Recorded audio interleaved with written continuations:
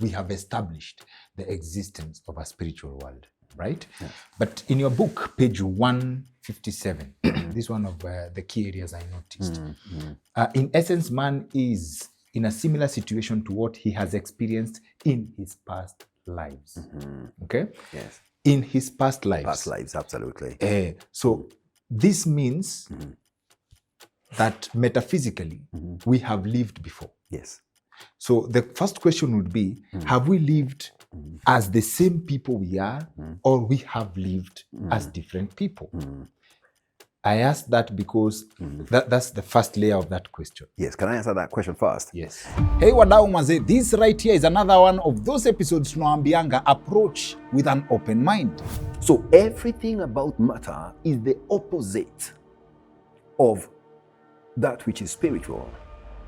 And if the two are in existence, one, they nullify the omnipresence of a spiritual God who goes out of his infinite realm to create man. Our guest for this episode, Dr. Joseph Mwai, is a metaphysical solipsist. Na leo tunaangalia ideas on the deeper meaning of life. Just the other day, we witnessed the death of the Queen of England. And she was sick, and after a while, she passed on. Today, we hear that the King Charles, is suffering from cancer. We also saw the death of, what's his name, this Apple guy who made Apple phones. Steve Jobs. Yes. With all the money that he had. We also saw the chairman of Safaricom. What was it? Bob Collins, was it? I mean, with all the money, people are still dying. People are suffering. Is suffering good? Would you say that suffering comes from an infinitely good person, good God? Dr. Joseph Mwai holds a doctorate in arts from the European Institute of Management and Technology in Switzerland. So debate yetu leo inachezea that level. Give and take 43 verses were expugned from the app that we normally download and put in our phones to read on Sundays. It doesn't have the aspect, with due respect, I respect everybody, everybody's right, but it doesn't have the aspect of homosexuality in that app. Right now, as we speak, there are rumors that theologians are in deep discussions to rewrite the Bible in order to conform with scientific findings. I'm your host, Dr. Kingori, and here's another reason to stay subscribed to our channel. Come out, just subscribe. This right here is another good reason to hit subscribe and turn on the notifications bell.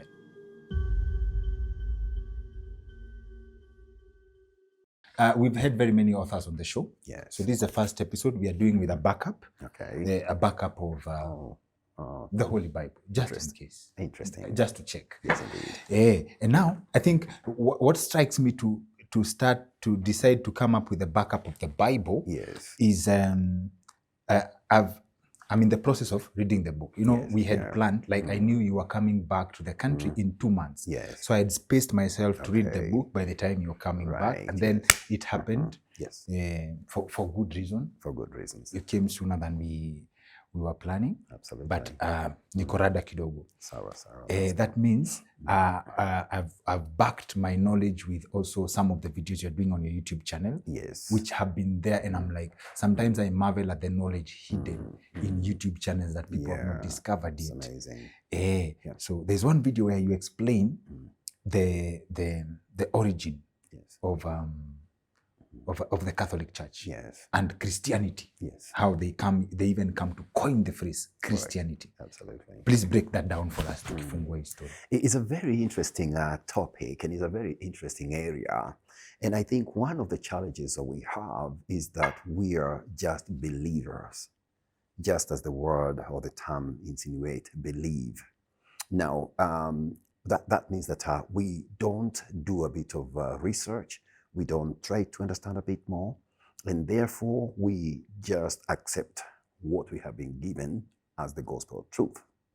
Now, if you sort of do your research from the New Testament, you will find that right from the beginning, the Roman Empire, which was ruling the world at that time and had ruled the world for 400 years, had been threatened. Now, the threat came with this person who came and changed people, changed the ways of their lives, and all that sort of things. And therefore, they connived and colluded with the Jews to crucify this Christ because he was getting followers right, left, and center.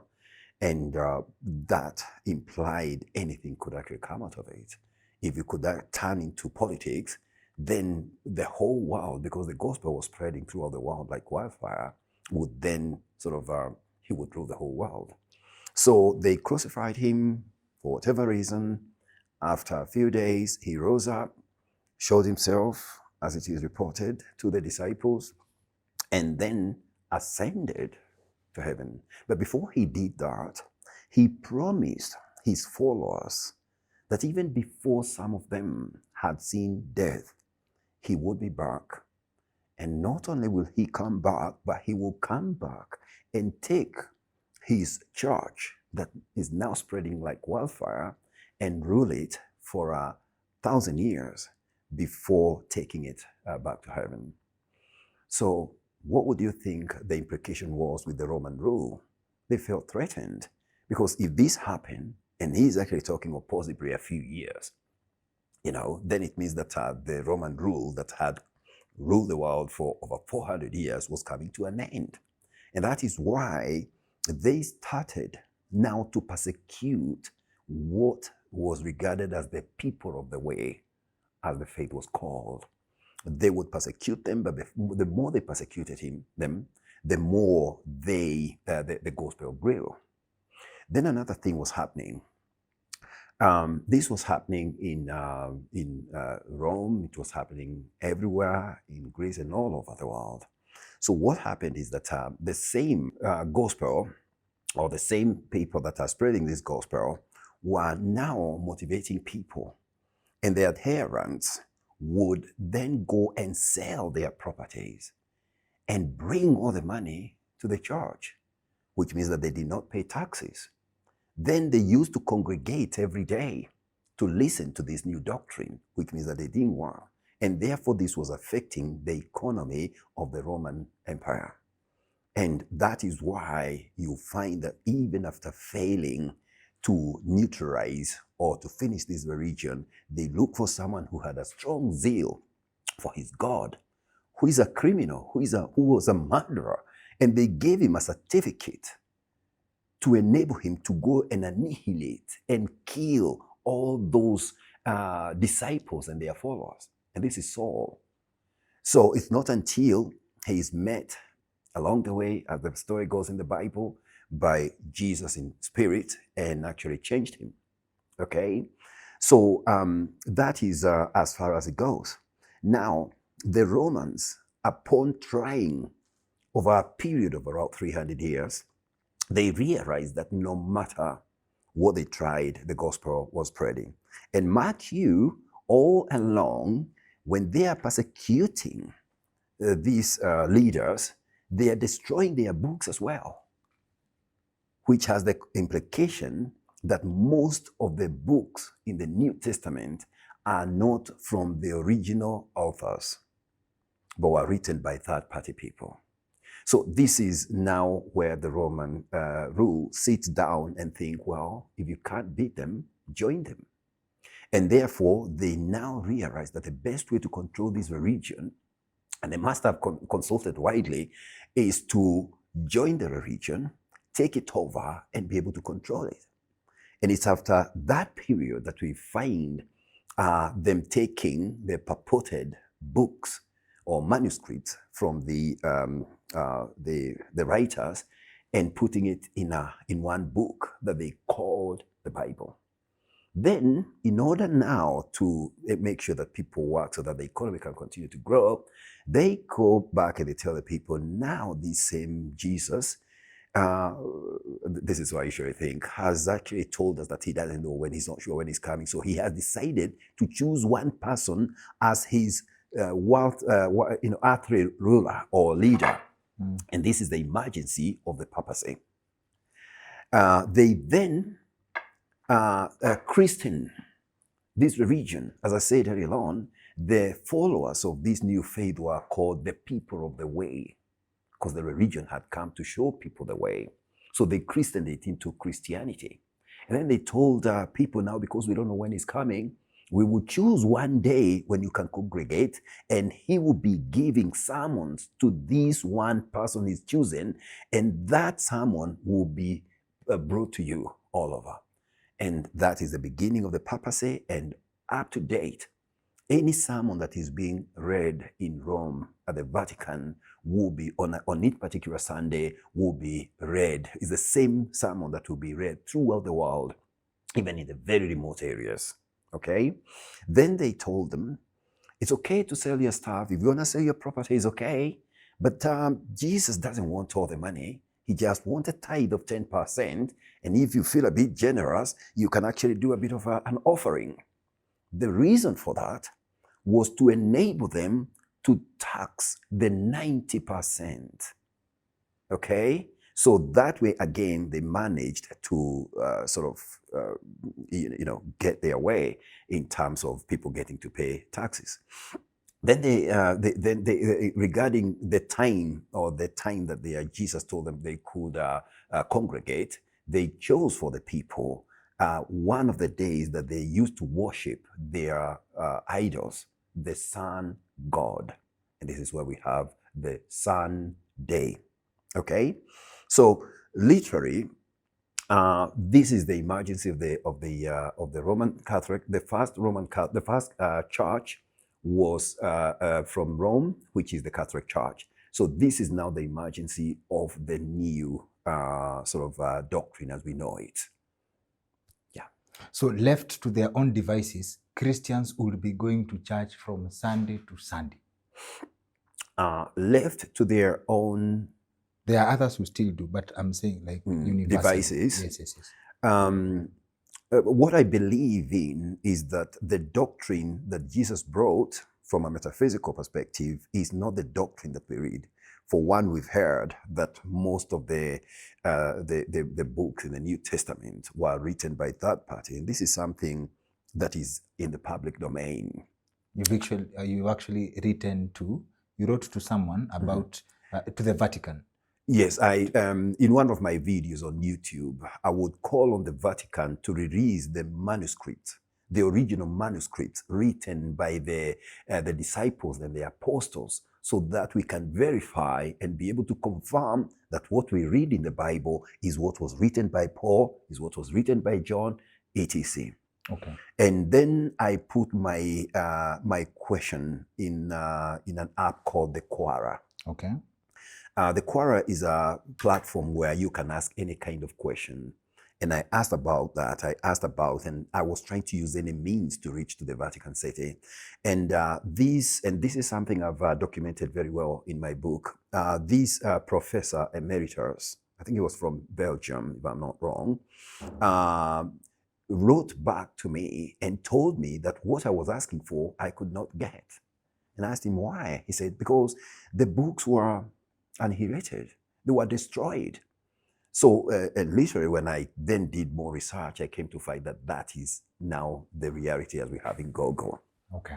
So now, you've spent over 25 years, I believe, in the research to define being, like the self and the mind, right? We'll get to that, but before that, Professor Yuval Noah Harari, one of the greatest historians I've read, writes that in his book Sapiens, he says that the difference between human beings and chimpanzees, you also quote chimpanzees somewhere in your videos, the only difference the greatest difference between human beings and chimpanzees is our ability to believe in subjective reality. This means that the only difference between us and chimpanzees is that chimpanzees cannot coordinate in large groups.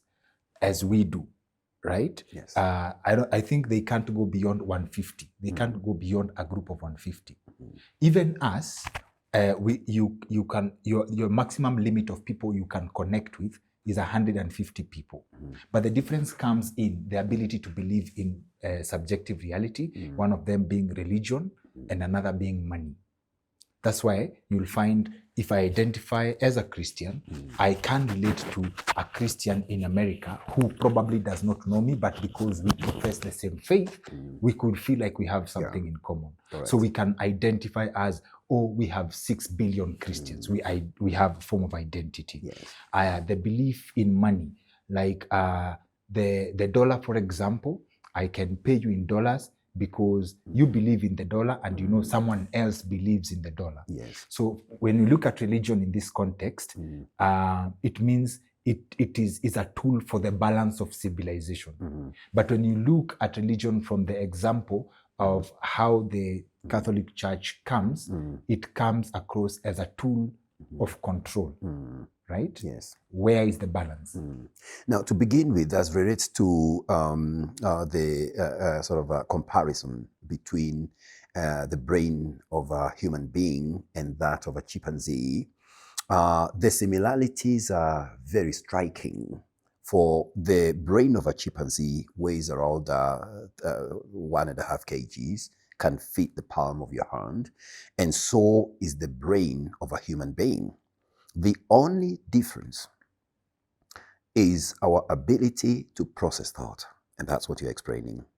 Now, that's what you're expounding upon. That ability to process thought, however, makes the difference between a human being and a chimpanzee exponentially great. There's no comparison. And the best narration for that I've narrated in my book is the example of putting a chimpanzee in a room like this one. No matter how much you train it, but when it reaches, if you leave it alone, when it reaches the evening and the darkness falls, it will go to a corner and it will fall asleep. Okay, and this is where we are told that animals use instinct. Okay, and but the human being, you leave him in a room like this, they will be able to touch this, that, and try to find out and understand, why do we have that round thing there? Why do we have that thing there on the wall? Why do we have this shiny thing? And all that sort of thing. And they will go experiment, and we see that in children. They will experiment in everything, and by the end of it all, he will possibly, by a sheer click of luck, be able to turn up to the press of that switch and then realize, wow. So the ability to process thought is the difference. Okay, thank you. Our conversation, in our first brief with you, we had a phone conversation. We had a conversation on phone, and you explained to me of an experiment that was done. And this was in your process of explaining to me what the mind is and the soul. Yes. So now you explained to me that a few people who an experiment was carried on people who are about to die. Yes. And electrodes were connected to them, and they noticed that when they passed on, some energy left them. Yes. Right? This is a two-layered question. One, these people who are about to die, acha nishuke kidogo.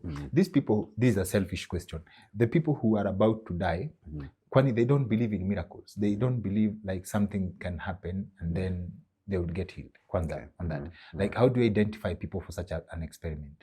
And then number two, what are the findings of this test? How was it done? And take us through what happened. Now, to begin with, there are those people with terminal illnesses.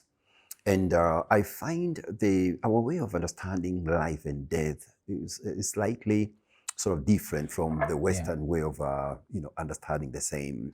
Over here, we cling so much into life that even when we are told that we only have a few days, we still say, God can do something, a miracle can happen, even the last minute.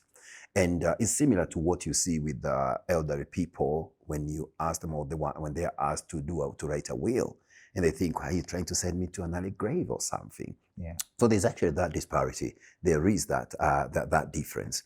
Now, the perspective of those people who are about to die is based on and I'm trying to actually just answer your question as soon as possible. I mean, as clearly as possible. Okay. But those people who are about to die, they allow these experiments to take place. And it's not just with those people who are about to die. There is another example that I'll give.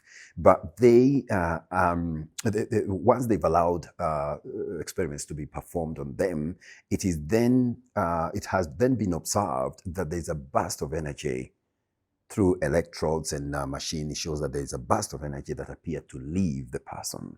And I think that's what we had in our discussion and our conversation.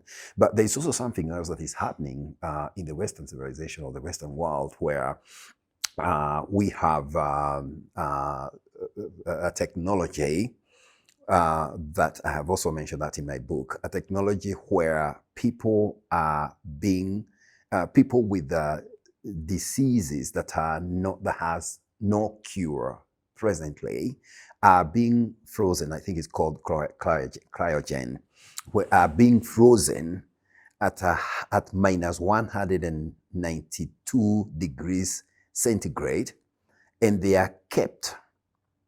They are not dead. They're just frozen. They are kept in that status.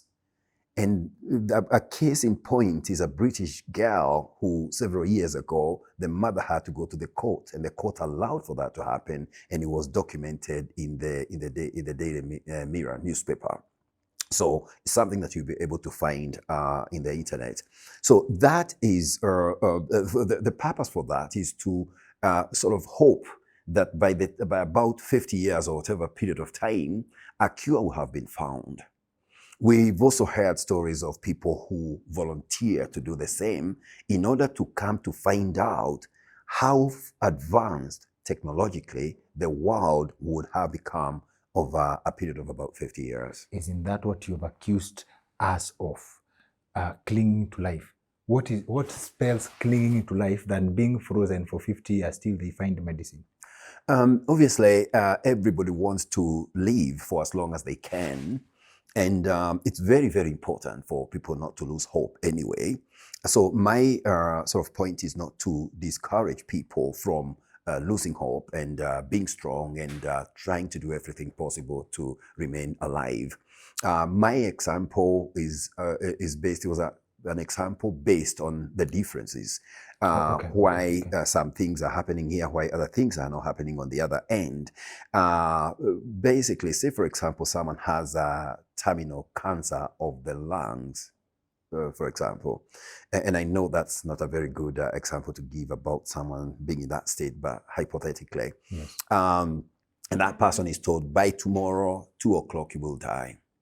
That person still hopes that he will be okay.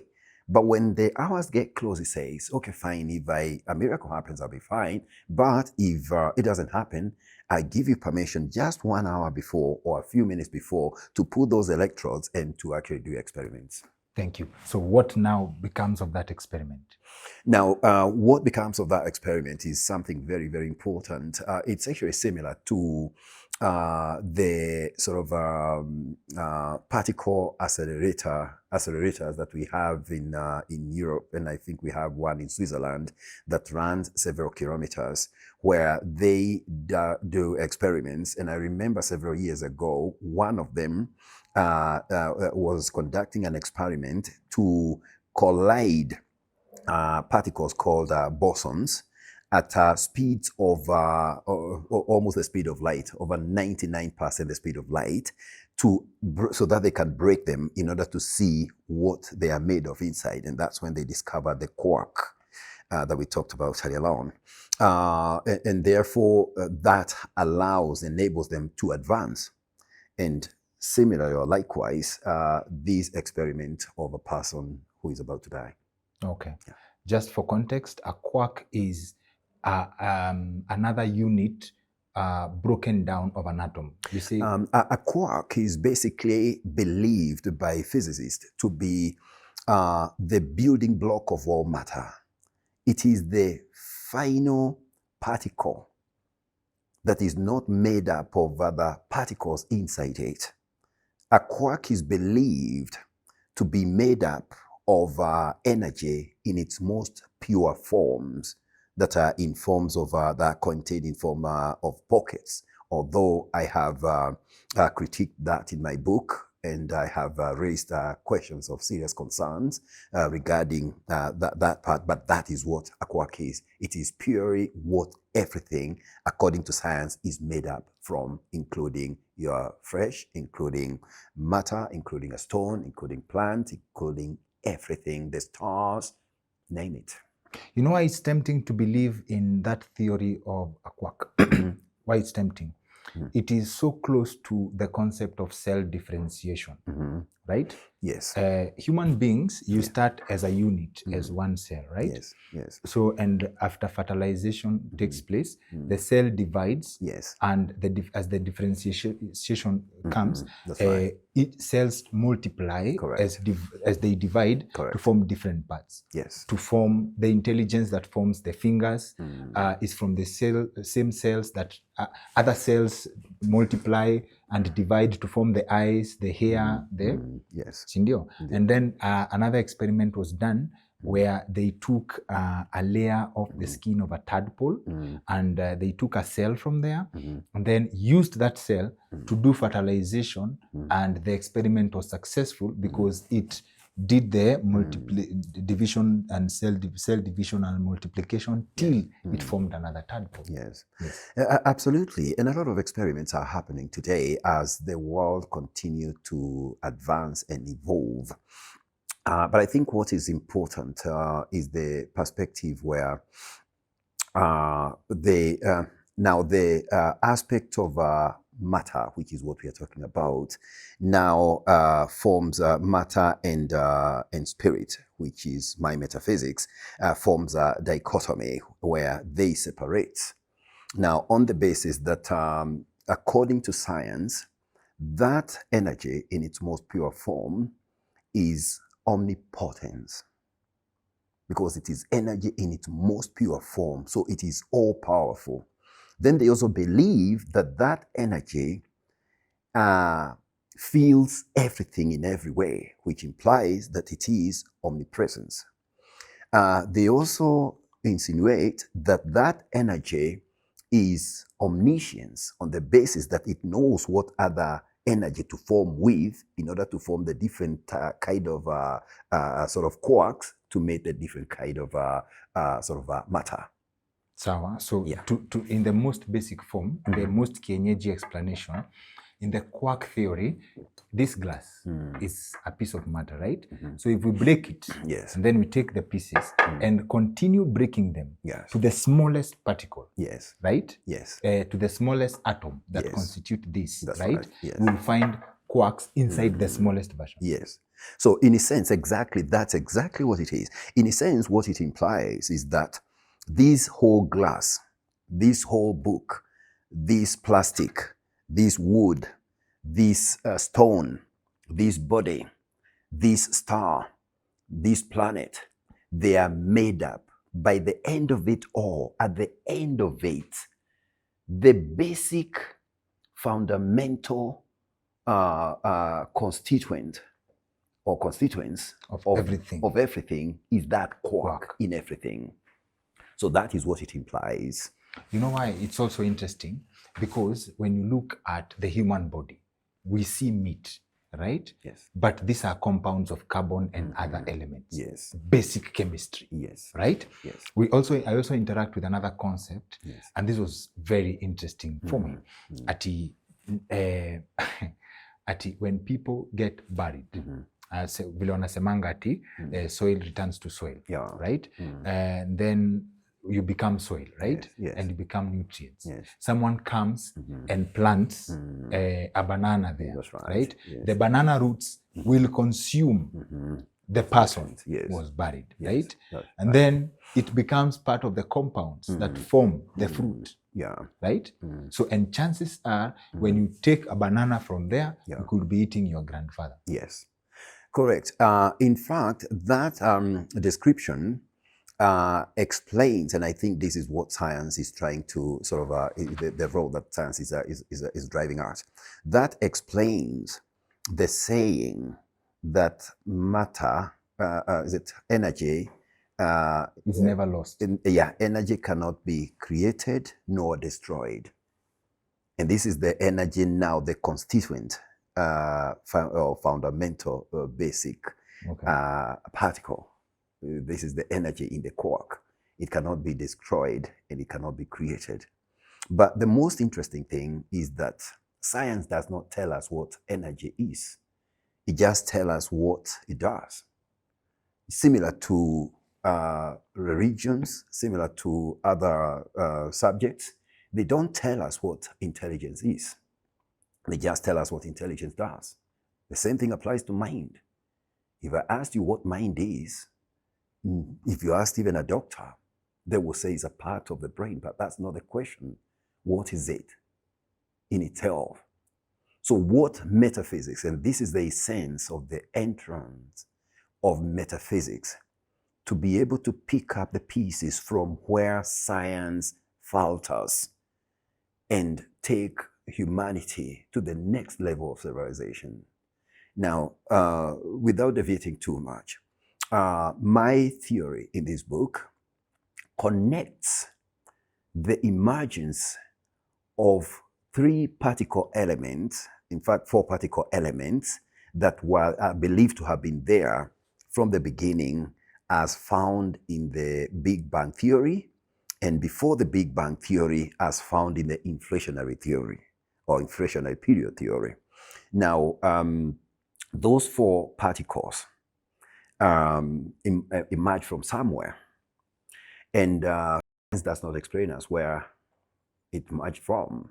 But my theory shows or explains where these sort of particles came from, which is now an aspect of metaphysics.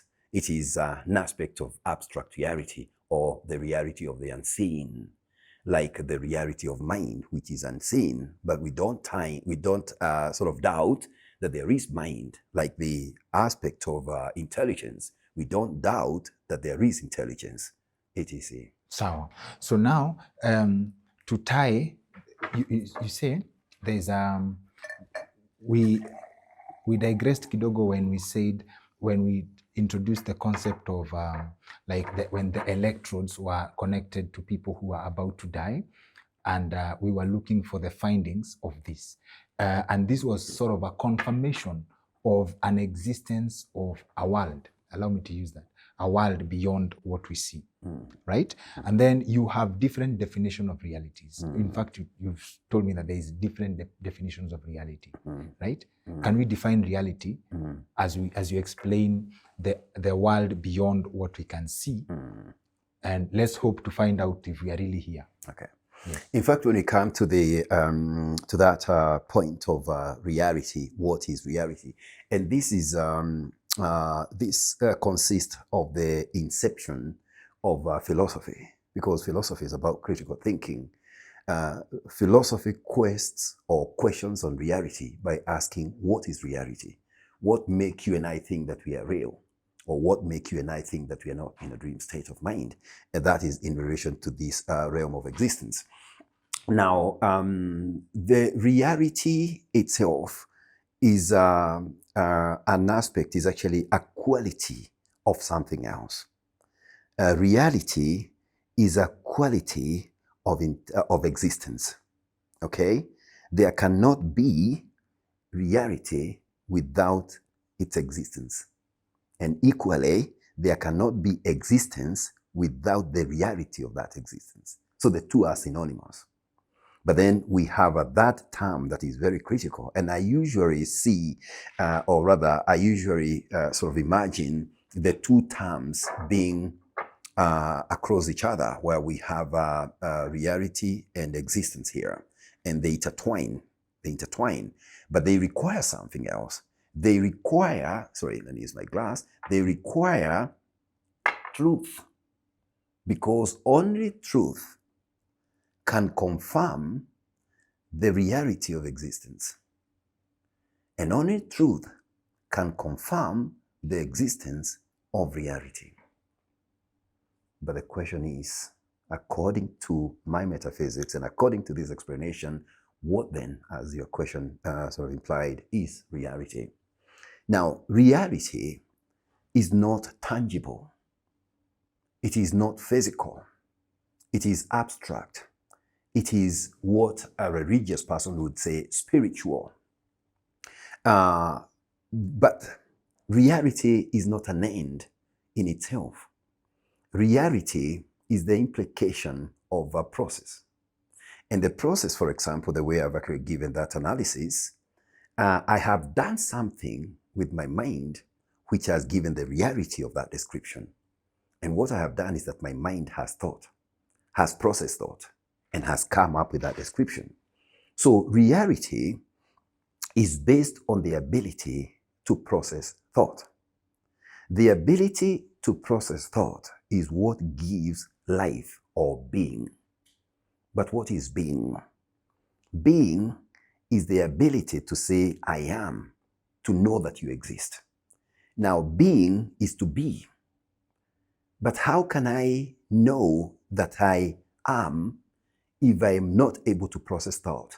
And that raises the question of whether a dog or a cat or an animal that only uses a sort of instinct can be able to say, I am. It cannot. So it does not know whether it exists or not. But I know, of course, a dog doesn't know that it exists. Absolutely. Even a cow, any animal apart from man. But why would it react if I kick it? No, it reacts instinctively. But for me, I know, and this is actually supported by René Descartes' most famous philosophical phrase, cogito ergo sum. Cogito ergo sum means I think, therefore I am. How do you explain dog to, I'll give an example with a dog. How do you explain a dog, the dog's ability to create emotional connection for us to say the dog is man's best friend? The connection that comes between a man and his dog, a dog's ability to protect a specific person, a dog to know its owner. So are you saying a dog can know the owner exists, but the dog does not know it exists? Now, to be honest with you, the perspective, the metaphysical perspective of intelligence is not on the basis of the very bear. It is on the basis of its holistic nature. And what I mean by holistic nature is that I can decide that it's dark, I'll switch on the light. I can decide that it's cold, I'll put on a jacket. I can decide that I'll take a walk into the park. I can decide that I will think of something that will revolutionize the world. For example, the invention of a phone and all the technological advancement that we have all around us. But apart from what you're saying, which is actually learned instinctively through repeated instructions, okay, is a very low perspective of intelligence, if you were to call it that way.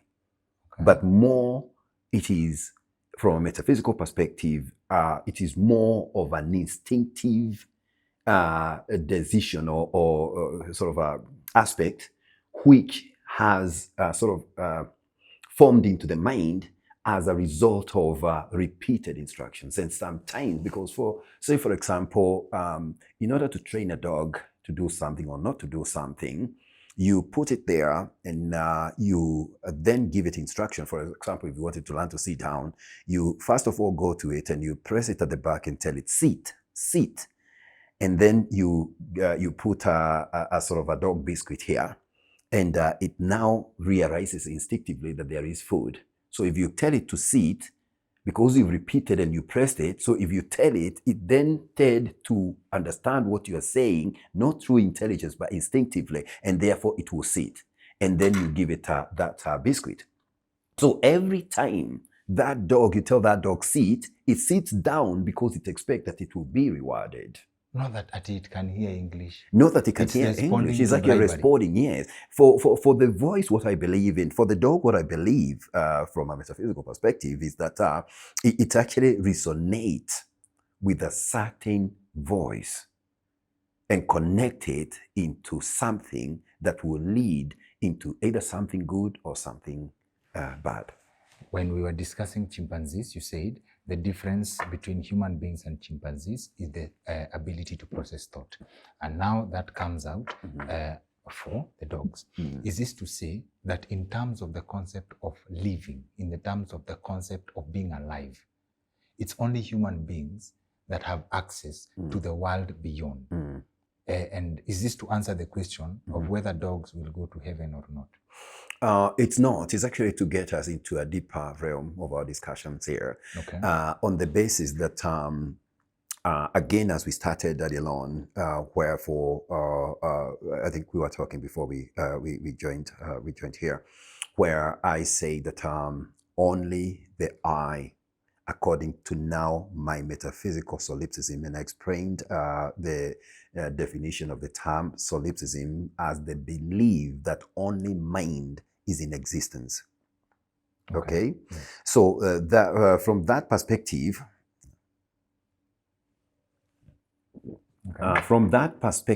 of mind, the time or the moment you do a thought experiment and you close your eyes, you block your ears, you refrain from touching anything, you literally block yourself from the 5 common senses, which is almost impossible, but it's an experiment that was done by René Descartes hundreds of years ago in order to sort of come up with the belief that man does not die with the soul does not die with the body, and that God exists.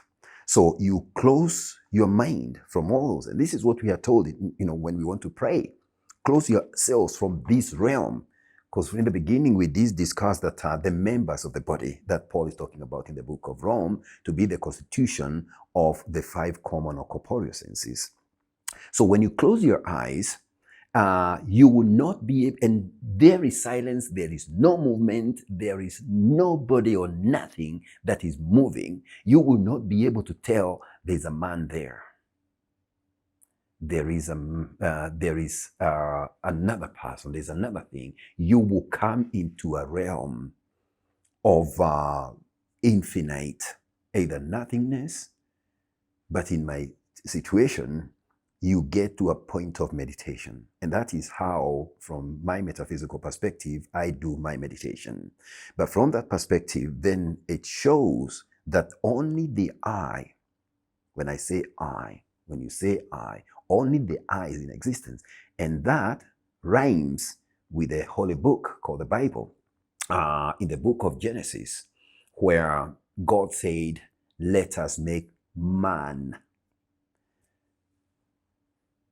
And not man, man. And thus man became a living being. Okay? We can go a bit further to expound a bit on that, but I don't know whether that would be sort of... No, it's okay. Let's go. I'm following. Yeah. Now, from that perspective, man was made, and he was made on the 6th day.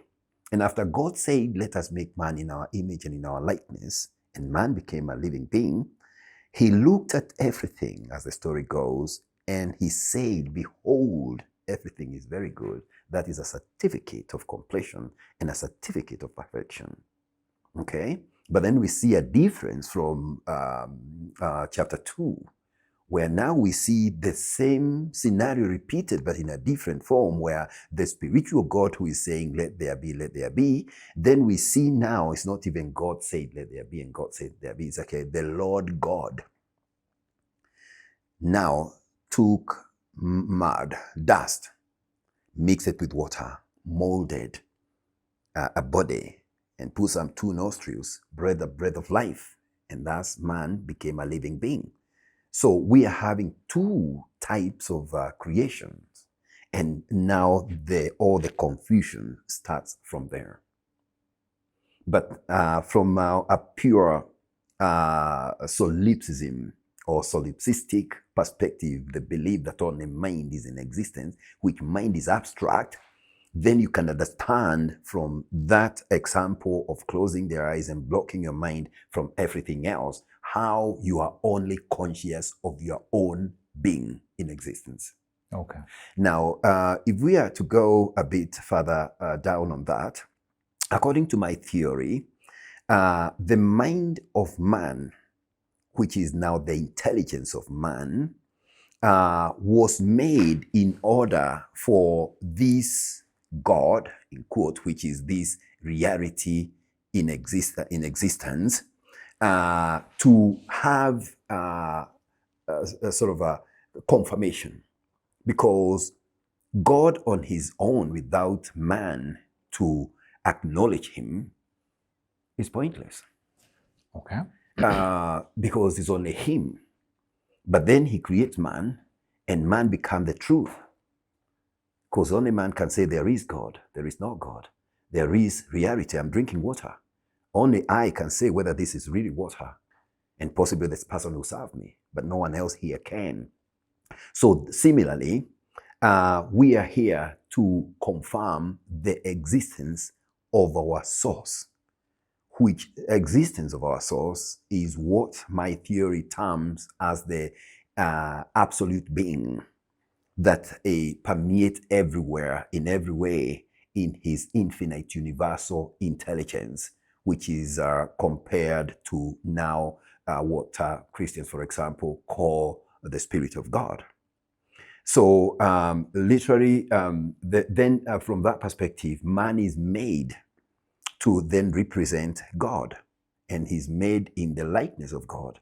But then before we get to that, or we finish with that, we must come closer to understanding God. And the way to understand God is to understand his nature. And his nature is that if he's infinite, he cannot be in the form of matter, because there will not even be space here for anything. Is that like you imagine we have a stone that fills the entire universe, this material universe. Nothing else can exist, is there? No, because it occupies everything in every way. So God, in order for God to fit in the description of his infinite reality or omnipresence, then he must feel everything in every way. But then when he feels everything in every way, how does he understand what is happening here, there, infinitely? Which answer from my metaphysical, or from my theory, is that he is conscious of himself at every smallest point, infinitesimal, the smallest, small, without coming to an end. From that perspective, which means that he occupies everything in every way that nothing else can exist. Yes. I agree with you to the extent that I believe in the concept of thought. Because when we look around, and I think this is one of the best examples I've seen, everything you can lay your hands on, the eyes on, the phone, the pen, the book, this building, the other buildings, the plants, everything that you can lay your eyes on was existed as a thought. Right. So everything we see is a manifestation of thought. So in which case, that brings us to the question of what's the meaning of life then? Great. Now, in order for us to understand that, we must come back, because from all the things that you've described, all the technological advancement that we're talking about, they all originate from observation. Okay? The reason why we have airplanes sort of, crisscrossing the world is because of the observation of birds and all that sort of thing.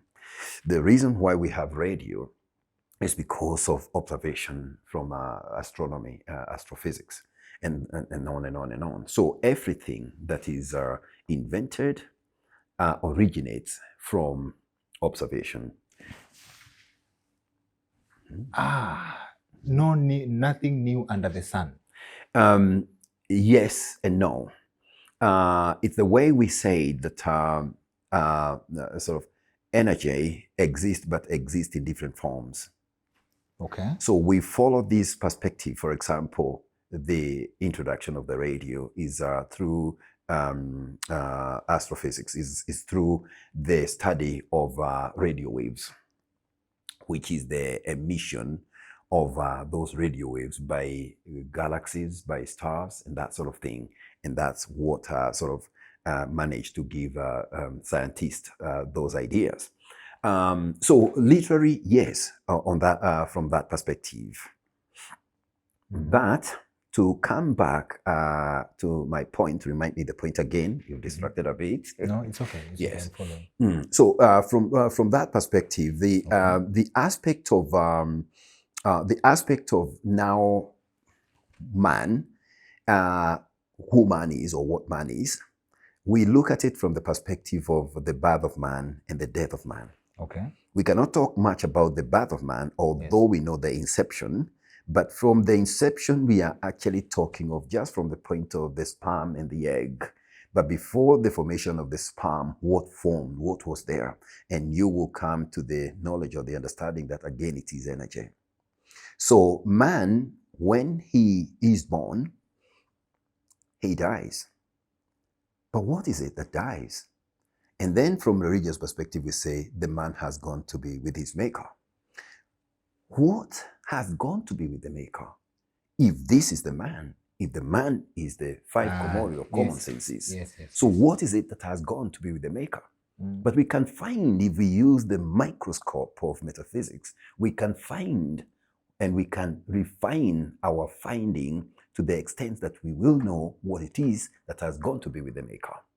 Now, we know that before the so-say death of a man, man would talk. If you pinch him, he would react. If you slap him, he would get angry. If he takes hot tea, he will burn. If put too loud music, he will say, stop the music. If there's too much light, he can't see. So all his corporeal senses are active. They are working. Okay? And then let's go back even more. Let's look at a situation, again, a sad example, where we have sort of a blind person from birth. Okay, a person who is born without the sight, the sense of sight. Now, do we say that he is not a human being because of that?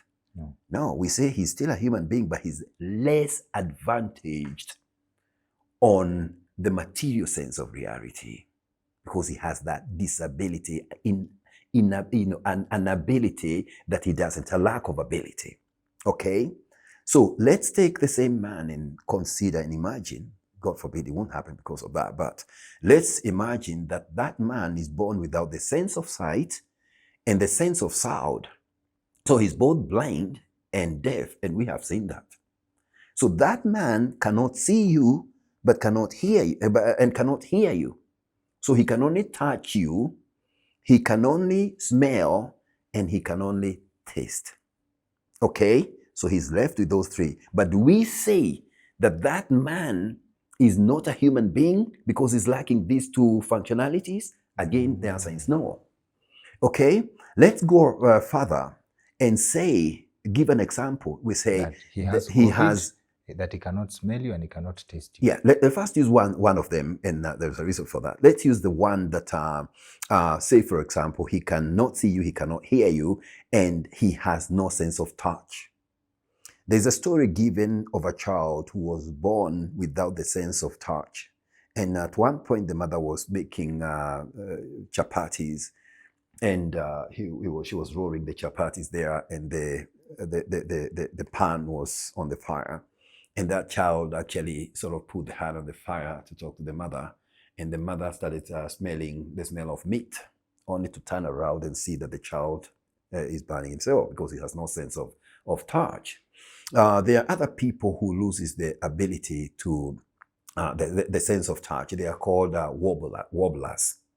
A wobbler is a person, the thing that gives us, exactly, that's a sense of, sense of touch. Is actually, the sense of touch in this particular case is affected by a problem with the vestibular canal, which is the canal that is inside every person's ear, which has a form of liquid, and it has over 1,000 sensitive hairs that are there.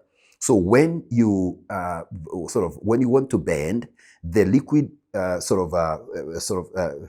moves to one side, and one of the hair that deals with the muscles, the coordination of the muscles, will send messages to the brain to tell the muscle to stiffen itself so that you don't fall. So the vestibular canal is very, very crucial in a person's day-to-day life. So these wobblers would fall down, and because the vestibular canals have been affected, and there's some drugs that affect the vestibular canals, and again, this is documented very well in different books, the person, even after falling, will experience a sense of fall, as if he's fallen into an abyss. So that shows the effect of one without the sense of touch. Now, let's assume then... They will experience the fall, but they will not experience the pain. Yes. Okay. So now they will experience the pain because they have fallen. They've got the touch. They cannot. That's right. You're right. Thank you. So they now cannot see, they cannot hear, and they cannot even feel anything. So they cannot even walk. So basically, when we're seated down, basically, I think we should have used that as the last. So now, if the person, let's assume that he's lost his sense of sight, his sense of sound, if he loses the sense of smell, again, if a house catches fire, he will not know that the house is burning because he cannot smell the smoke. But he's still a human being, innit?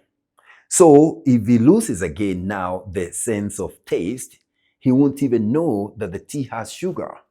So he's left with now the sense of touch. If he now loses the sense of touch, that is when we will say that the person has gone to be with the Lord, because the perspective of his mind, which is given ideas by the 5 members of the body, the 5 members of the body has totally ceased to to be active. Is this to say that the sense of touch is the most important in the context of? Indeed, yes. Yes, they are all very important, but now the sense of touch enables you, even if you can't hear, if I was blind and I cannot hear, and I'm crossing the road, somebody come and see a car coming to crash me, somebody would rush and hold my hand, and I would sense that I've been held and in a grip that actually sort of depict of urgency. So, and he's pulling me, I will run. You understand? So at least that will happen. But what about a person who cannot even feel that you're touching them? He won't even know that he needs to go to the toilet. He won't even know that he's thirsty. He won't, because all these are aspects of our senses of touch. Okay? So there is so much. I mean, everything, literally. So the sense of touch, I think, is primal in the 5 corporeal senses. Is this to say, and this is, I don't know how this is a philosophical question in this context, yes. Does this answer the question, if you say the sense of touch, that when someone dies, they can hear everything, but they can't do anything? We will come back, we will come on to that because I have a different understanding or perspective about that. Please just remember it. Okay. So basically, that if these 5 common senses, as we have indicated, which we have refuted, that they do not constitute the man, because when he failed to have one, we still say that he was a human being. When he failed to have 2, he was still a human being. So, but now, without the 5, he's not even breathing, he's not doing anything. So he ceases at that point to be a human being. And what we have instead is a corpse. Okay? And then we say the person has gone to his maker. But again, what is it that has gone to be with the maker? We can understand it by understanding the actions and the reflections and also the impulses that coordinated each one of these. For example, because I have intelligence and I have my sense of sight, I am able to listen, to hear some sound. And because I want to know who it is, because it could be danger, it could be someone I was waiting for, it could be an animal, it could be anything. When I hear, no matter what I was doing, even if I was reading, as long as I've heard it, I must. That is impulsive. Okay? Now, so that thing that enabled me to think, to look, is my thought. So immediately the sound came, my intelligence kicked into work in order to interpret and to know there is something. And that something could be anything. It could be a form of danger. I want to know. I want to know who it is. I want to know what it is. So there is something that has to work. So when the sound came into my ears and went to the lobe that deals with the sense of sound, that message was immediately transferred to my intelligence. And my intelligence processed that thought quickly. If I was expecting someone else, I'll think, oh, that must be Dr. Mwai. That must be so-and-so. If I wasn't expecting anybody, I will listen and I will hear that the sound is actually footsteps, and they are leisure footsteps. So it lowers my guard against any threat. But if I hear kuku, and they are guard, boom, boom, boom, then obviously the first thing that I will do is not even to go and look, is to actually hide. So this is mind, is an aspect of mind. So mind, what has happened is that the internal mind has been fed with an idea and has responded by reacting in a certain way. So when the mind disconnect with any of these senses, when I can't see, then that perspective becomes totally, because the eyes are there, but you cannot see. Now, when I can't hear, it means that the mind has disconnected with, again, the sense of sound and all of them. So it is the mind of man that enables those members of the body to function.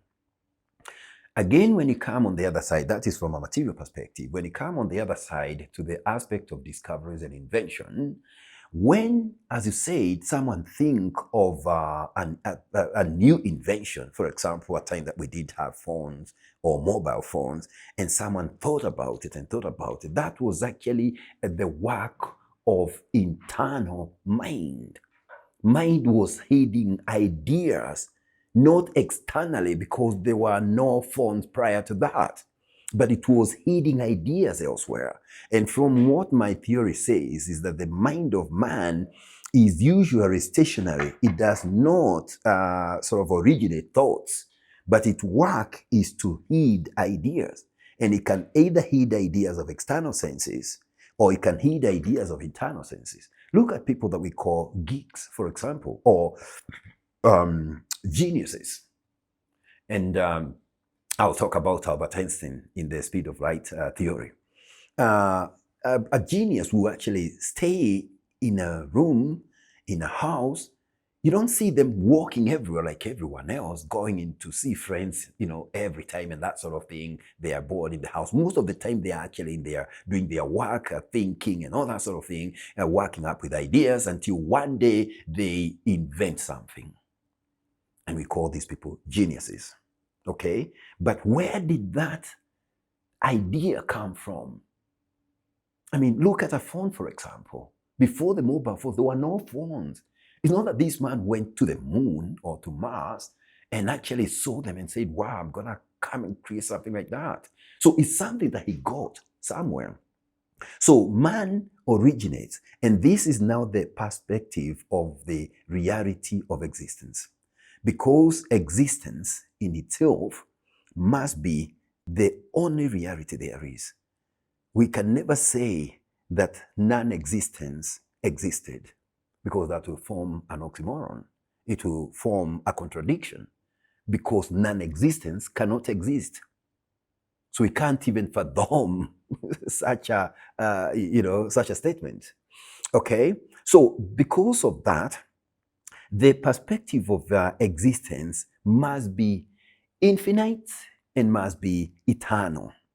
Okay? And when it is infinite and eternal, then it must be something, because existence without something is non-existence. Now, so what is it? It is intelligence, according to my metaphysics and my theory. So intelligence forms the truth of the reality, forms the truth of the reality of existence, forming, putting us or joining the trio together. Okay? And therefore, that intelligence would then give the truth sayer, the man in this particular case, the ability to process thought, and he can say, I have my being. And therefore, it is only through intelligence that you can say with a certainty that I have my being. And it is through your intelligence that give you that ability or that awareness, which is an aspect of your self-consciousness, because you're self-conscious, you're conscious of yourself, which is self-aware, that gives you your being. And that perspective is what gives you your life. So when we talk of what is life, we are talking of what is intelligence, what is self-awareness, what is consciousness, what is existence, what is reality, and what is truth, all combined together. Okay. Thank you. Would you like to respond to the idea of sense of touch, whether when a person is dead, they can hear everything, but they can't respond? That's where now my theory becomes very interesting, especially to scholars and deep thinkers and seekers of truth alike. Okay. Now, from the perspective of a solipsist, or a person who believes that only mind is in existence, the aspect of a material sense of reality is not real. It is an illusion. It is an illusion on the basis that if this existence or reality of existence or the truth of the reality of existence is infinite and conscious of itself at every infinitesimal point, then there cannot be something else that is in its opposite outside this infinite realm where it can have existence. To make sure I get you correctly, if the material reality is an illusion, it means we are not even here. Absolutely. Crazy, ain't it? But absolutely. Am I slow? If you say the material reality, we are not here. So what is happening now? Now, what is happening is we are sort of swimming in our own ignorance. Right now. Right now, on the basis that what we are, what you are, Dr. Kimori, is not what I see. What you are is not what you see when you stand in front of the mirror. And we it are is discussing the thinker behind you that you are. And this is what Christians call the inner man. And this inner man, from a metaphysical perspective, is what goes back to where it belongs. If you read the book of Ephesians, I don't have a particular verse, where Paul is calling upon you to wake up, O sleeper, and arise from the dead, that the light of Christ, which is the light of truth, may shine upon you. What is he saying? And that is connected with another teaching, still in the same books of Paul, where he says that your mind is hidden with Christ in God. But then we see that Christ in God, according to, I think, Paul, who says that he who descended to the lowest also ascended to the highest heaven in order to fill everything in every way, to regain his omnipresence. And if your mind is hidden with that Christ in God who is infinite, then you cannot be hidden at a particular point. So basically you become like a drop of water from the Indian Ocean, which becomes an individual drop when removed out of the water. But if you dropped it back into the water, you can no longer say that the drop of water is here. It becomes a part of the whole, doesn't it? Mm-hmm. So when we reconnect, when our intelligence reconnect with the infinite universal intelligence, then we go back to our rightful position. And this is what I believe that the doctrine that Jesus brought. And this is why Paul, who was one of the most educated people in Rome and was taken into the wilderness for 3 years, and the only person who understood the doctrine as it was, would then call you in the book of Corinthians, saying you to focus your mind on higher things. Elsewhere he says, do not conform to the world. The world, the conformity of the world is the appreciation of the world. And what connects you with the world, apart from the 5 corporeal senses that we talked about? Yes. Yeah, Yes. so do not conform to what the senses are giving you, but be ye transformed by the renewal of your mind. That's why he said, focus your mind on higher things. Okay? And elsewhere in the book of Corinthians, he says, for we have been given the mind that was in Christ. He's also talking to say in the book of Corinthians that we have been given the spirit not of the world, but the spirit that is from God, the spirit that understands everything about God. I love that example. Yes. Okay. Again, when we go back to the book of Romans, and for me, the book of Romans is very important to me because it's the point where now Paul has come from the wilderness. Now, when he comes from the wilderness, first of all, he goes to meet Peter and Luke. And Luke was a physician, so he was a very well-informed person. So he goes to them, and he now starts to give them the doctrine as he was given by the Spirit in the wilderness. But what does Paul say in 2 Peter? He says the things that Paul is talking about are difficult to comprehend, and they can be wrongly used.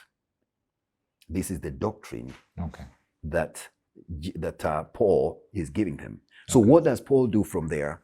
He goes to the Gentiles. But where to the Gentiles does he go? He goes, first of all, to all the cities and the towns of Greece. That's why you find Corinth, Galatia, in fact, most of the books, apart from Romans and a bit of Hebrews, most of the other are actually towns that he visited. And that's why he's writing to the people who he left there in his letters and that sort of thing. Okay. So that is now the understanding, the connection. So that connection implies that the material sense of reality is actually is not important. Okay? And Paul achieved that perspective where he again says that it no longer matters now whether I am in the body or in the spirit or with God, but I would rather be with God, out of the body and with God. And my understanding is that he had attained that realm, which is a realm that had been attained by Enoch. But because he had to spread the gospel, then he had to have something that would prevent him, which is calling a thorn in the flesh. But that's another discussion for another day. Okay, thank you. That drop of water in the ocean is a beautiful example, which in my Kienyeji analytics, and I don't want to overthink, this to me registers as if the material reality is an illusion, then when you say someone has gone to be with the Maker, it means it is a drop that has been returned into the ocean. Basic interpretation. Absolutely. Can I expound on that a bit more? Yeah. Earlier on, we talked of the scenario of the speed of light. The reason why I invoke the Albert Einstein's thought experiment on the speed of light is in comparison to the infinitude of what I call the existence or the infinite universal intelligence, which is the intelligence within the infinite realm of existence, okay, which is infinite, versus the finite material universe. Now, today the universe is believed to be 94 billion light years in diameter. And to understand light years in diameter, 94 billion light years in diameter. A light year is an astronomical term that is used to make it easy for people to understand large distances. Okay. Because a light year is a speed that has, is the sort of a period that light will have traveled, traveling at a speed of 300,000 kilometers a second over a period of 1 year. That's a light year. And if you want to know how crazy the numbers are, just multiply 300,000 times 60 seconds. Then the answer that you get with time, you multiply by 60 minutes. Then the answer that you multiply by 24 hours. Then the answer that you get, you multiply by 1 month. Then the answer that you get, you multiply by 365 days. It's crazy, ain't it? But now the universe is now not 1 light year, not 100, not 1,000, not 1,000,000, but 94 billion years across. Yet, science tells us that the universe, the material universe, has a beginning and it has an edge. Although it is believed to be constantly expanding at astronomical speeds, okay? But it still has an edge, which implies that the universe is not infinite. It has an edge. But now, the reality of existence that I'm talking about, the abstract sort of realm of reality of an absolute God or absolute being, must occupy, has no space, has no edges. So it means that even this finite, and the challenge that we have with even the consideration that they could run parallel, or one within the other, is that the material sense of reality is everything the opposite of a spiritual realm of reality or sense of reality. And if you want to understand that, just go get a piece of paper like that one, divide it into two.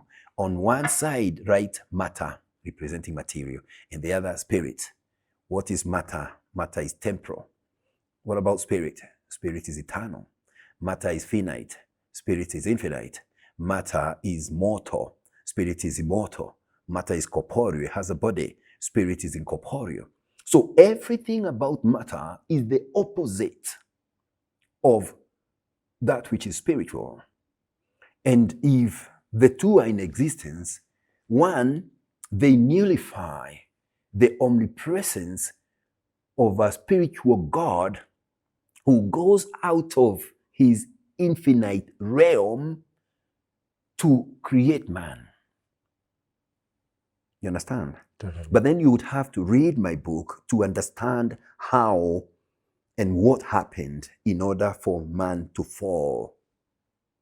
And that theory conforms with, there's a scientist called Gordon, who has written a book called the God entities. Yes. And also it confirms, it actually tends to satisfy the laws of physics when now the fall actually happens.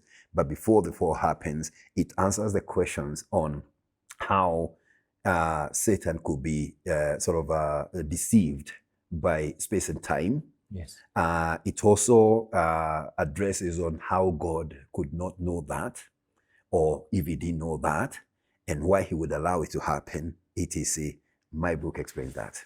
Sawa. So now you've introduced a very interesting concept, how the material reality in relation to the spiritual world. And I loved that example. Like, we have established the existence of a spiritual world, right? Yeah. But in your book, page 157, this is one of the key areas I noticed. In essence, man is in a similar situation to what he has experienced in his past lives. Okay? Yes. In his past lives. Past lives, absolutely. So this means that metaphysically, we have lived before. Yes. So the first question would be, have we lived as the same people we are, or we have lived as different people? I ask that because that's the first layer of that question. Yes, can I answer that question first? Yes. Now, that's a very important question, and is a very important point. Because from my metaphysical, or from my theory, my theory shows that in the beginning, according to Genesis, implies as it has always been. Because if there is no time and space in that realm that is commonly regarded as heaven, then we could not quantify any time nor any space. So in the beginning, or as it has always been, God decided to make someone in his likeness, the truth in the reality of existence, or the truth in the existence of reality, to conform that. Because without my being, I cannot say God exists. I only say God exists or does not exist on the basis of my being, having my being. Okay? So when that happens, there is the realm, my realm in my theory, my realm of the infinite universal intelligence of the absolute being is actually filled with the infinite harmony. And that harmony, and before I say that, I'll say the aspect of Lucifer, the aspect of God, a God who looks like man, the aspect of angels is a metaphor, is a figure of speech. Now, but in the process of this infinite God or being wanted or must have someone to confirm him. So he then, but remember, because before this, because God, that being, that kind of a being, we said must be conscious of himself alone at every infinitesimal point of his being, just like your brain is conscious of itself or of the body throughout your entire body, through the nerves. So this God must be conscious of himself at every infinitesimal point that nothing unlike God can penetrate through for eternity.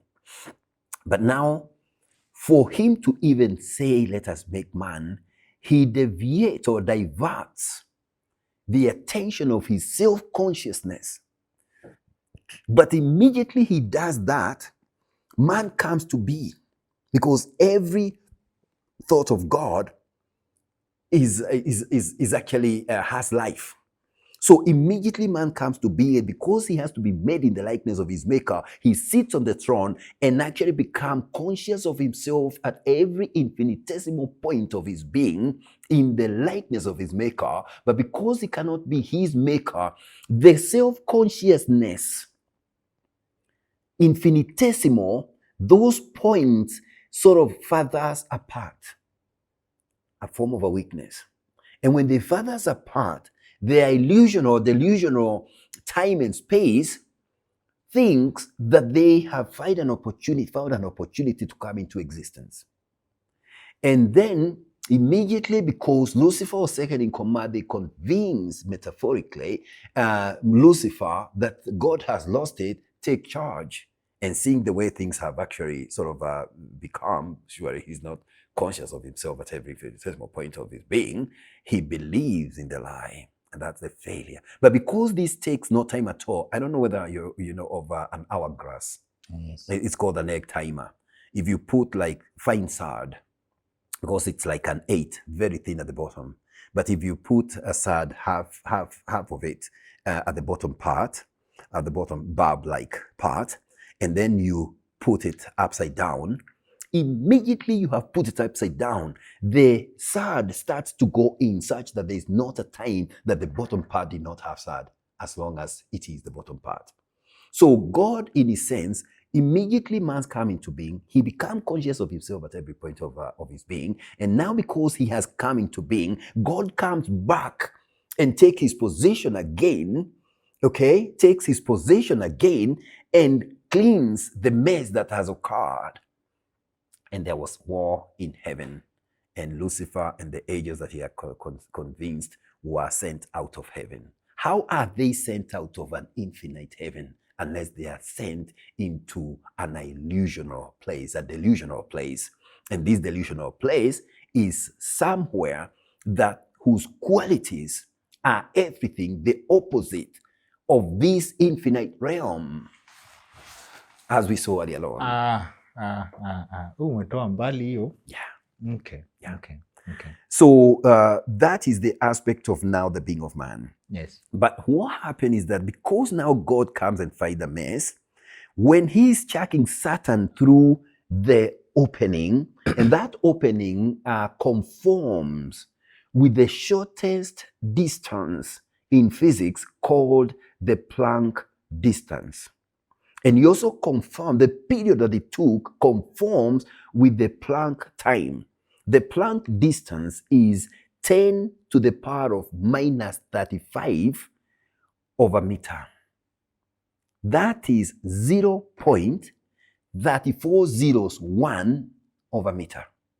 The Planck time is 10 to the power of minus 35 over second. That implies 0.3401 over second. Minute indeed. Okay? So, but when Satan and his deceivers are chucked out of heaven, according to my book, a part of man's energy slips through. And when the part of man's energy slips through, man heeds the idea of now his deceiver, the external sense. And the aspect of man's energy slipping through is very important to Lucifer, because in the beginning was the Word, and the Word was with God, and the Word was God. Now, this Word is defined in the Bible as Jesus, the Christ. The Christ is the Son of God that he loves most. And according to the Bible, we form part of the body of Christ. So then when we are talking of Christ, within the true meaning of that teaching, then we are talking about ourselves. So, but the work of the Christ, which is the truth, is to confirm the reality of God and everything that he makes, which implies that everything God makes or God's ideas are in subjective nature. To bring them to a spiritual objective nature, man has to arrest the idea, brood over it, and voila, he becomes a spiritual reality. Now, we are not heeding ideas internally like we said earlier on. When we start heeding externally, we start heeding now from these Lucifer, the external sense of the body. And that time conforms with the period of the Big Bang, the creation of the universe. So it implies that all the things, all the material things, all the beings and everything that we see around us is a creation of the I, but a creation in miscreation, because we are not heeding from the real creator, we are heeding, or I am heeding from the creature. Now, I know that sounds far-fetched, and people will say that's not real, but I want to sort of leave that for a bit. Let's consider this is a hypothetical sort of thought or possibility. Let us imagine that this was the truth, that your mind is so powerful that it can create such a reality that appears so real that you cannot even believe, or it becomes almost difficult to believe in another realm where you are offered everything, including streets that are paved with gold, but want to stick to this one. Supposing that was true. Supposing your mind was that powerful. And what my book is saying is that, yes, your mind is that powerful. Okay. So speaking metaphorically, based on that idea of material reality, we are in hell right now. That's the point I was getting to next. Now, tuko kwa shetani sahi. Exactly. Look at it this way. In the UK, just the other day, we witnessed the death of the Queen of England. And she was sick, and after a while, she passed on. Today, we hear that the King Charles, is suffering from cancer. We also saw the death of, what's his name, this Apple guy who made Apple phones. Steve Jobs. Yes. With all the money that he had. We also saw the chairman of Safaricom. What was it? Bob Collins, was he? Yeah. I mean, with all the money, people are still dying. People are suffering. Is suffering good?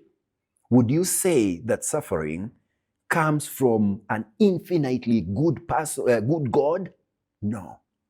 Would you say that death that we rule to fear is a creation of God? No, because even the Bible says that the last of his enemy to be defeated will be death. So death is an enemy of God. Okay? And so many explanations. Look at it today. Tell me who is not suffering. So if we are in hell right now, okay? If we are in hell right now, and by dying, people go back to meet their maker, which in description is bliss. Not necessarily. Let me correct that before you go far, please. Allow me, with due respect. Please. It's not necessarily true from my metaphysical reasoning that when a person dies, he goes to his maker.